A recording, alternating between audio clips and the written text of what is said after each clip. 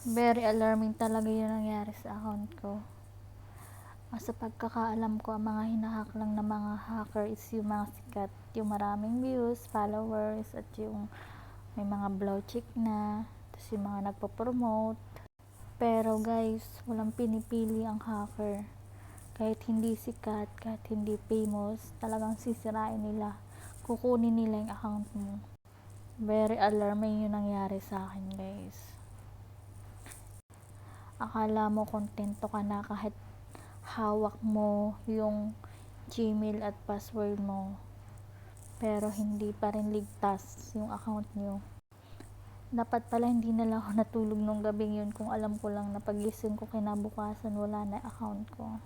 Grabe yung ginawa ng hacker. Yun nga, dinilit ko yung video ko dito kasi may mga nag-a-add pa rin do sa ginawang account ng hacker. Kwento ko doon yung nangyari sa account ko. Tapos very sad talaga. Pati yung cellphone ko at lahat ng application that time nasira-sira, naghahang-hang. Grabe, ang galing ng hacker talaga. Kapag nilalagin ko yung account ko, yung account ng hacker yung lumalabas. Gumawa ng bagong account yung hacker. Ginawa niya ako. Ito siya, oh.